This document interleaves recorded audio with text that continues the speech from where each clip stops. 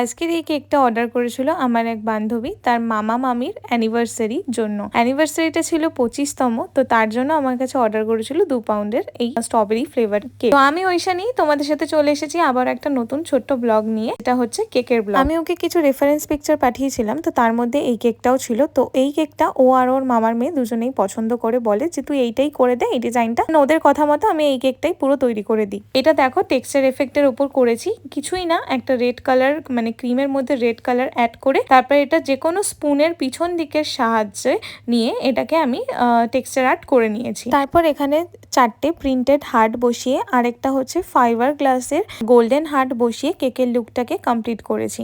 এরপরে অ্যানিভার্সারি যেহেতু, তাই অ্যানিভার্সারি ট্যাগটা লাগিয়ে তার ওপর হোয়াইট পাল যে মতিগুলো পাওয়া যায় এগুলো কিন্তু সম্পূর্ণই এডিবল, পুরোটা বসিয়ে দিয়ে কেকের লুকটাকে কমপ্লিট করে নিয়েছি। তোমাদের আজকে কেকটা কেমন লাগলো সেটা অবশ্যই জানিও। আজকে এইটুকুনি, দেখা হচ্ছে নেক্সট ব্লগে।